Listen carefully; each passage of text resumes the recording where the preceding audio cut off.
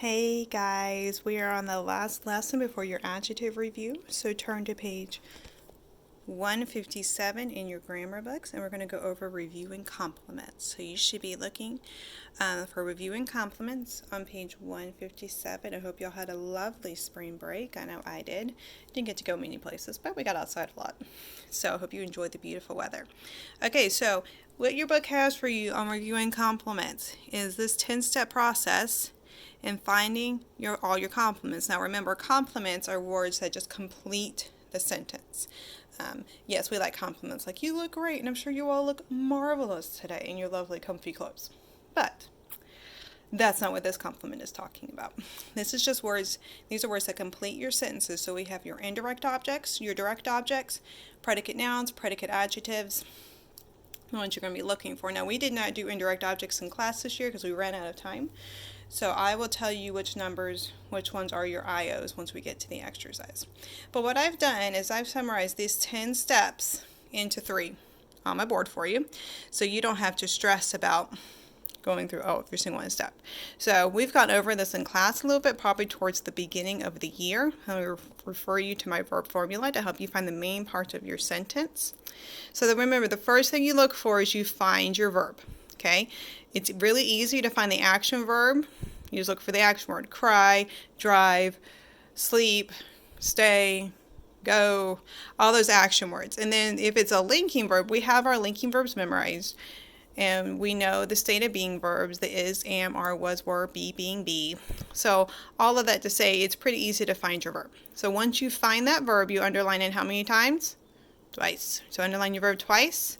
And then the second step you're going to do is going to ask who or what is doing the action, or who or what is being described by your state of being verb that you label as your subject, or you underline it 1 time. So then you go, and so now you have your subject and your verb identified. So let's say your sentences. Hold on, I'm going to write a sentence on the board so we can watch this. Okay, so I wrote a sentence on the board with an action verb in it. Once we go over this one, I'll show you how to do it with a state of being or a linking verb. So our sentence is Sally went home. So remember, our first step is you find your verb. So what's our verb?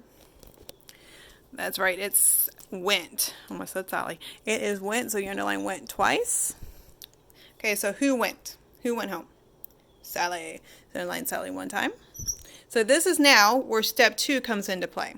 So, I'm sorry, step 3. I gotta slow down, guys. I am sorry. Whew. Step 3 comes into play. So you're gonna look for the noun that either renames the subject or answers who or what comes after the verb. So this is how you're gonna do it. Sally went where? Sally went who? Sally went what? So Sally went where? Sally went home.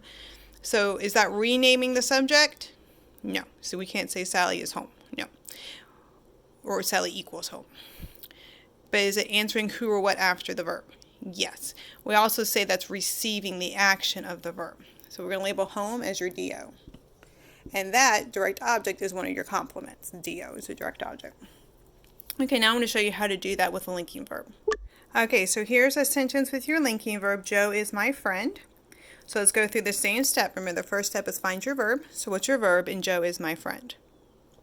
That's right, it's the word is. So that would be your linking verb plus your state of being verb plays 2 roles. So underline is twice. Boop. And then second step, ask who or what is doing the action or being described. So who is my friend?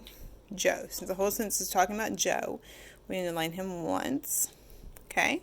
Now step 3, you're going to look for the noun that either renames or answers who or what. So Joe is friend. So what is Joe answering who or what after your action verb, after the verb? No, it's not. It's actually renaming your subject. Joe is my what? Joe is my friend. It sounds very similar to letter B. And I'm sure a lot of you are going, well, what's the difference? Well, the difference is this verb right here.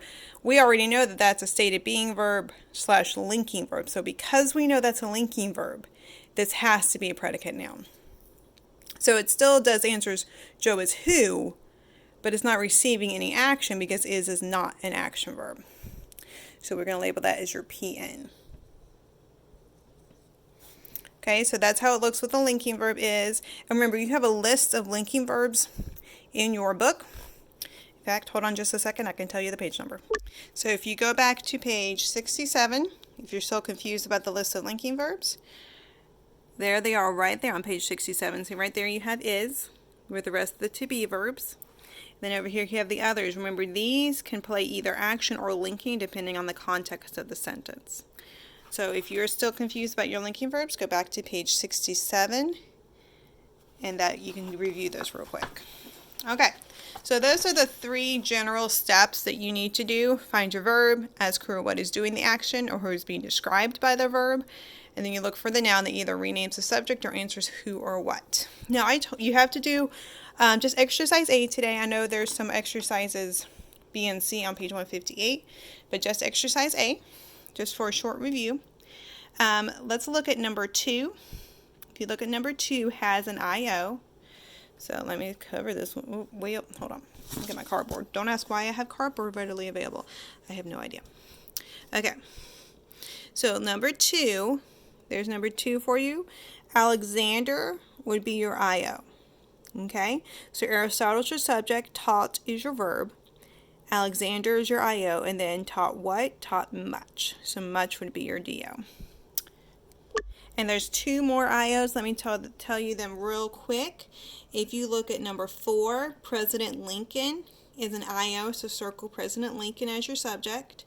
As your IO. Whew, I think I still need a nap. So number 4, President Lincoln, IO. Number 7, go down to number 7, Aunt Courtney is an IO. And then number 10, God is the IO. So remember, just go through these steps right here. And then there's a more broadened out version in your book, steps 1 through 10, right there. Should just go over this, exercise 8, and you are done with the adjective unit. And tomorrow we'll start on the review. Okay, guys, have a great rest of your day. Bye. I miss you guys. I'm praying for you.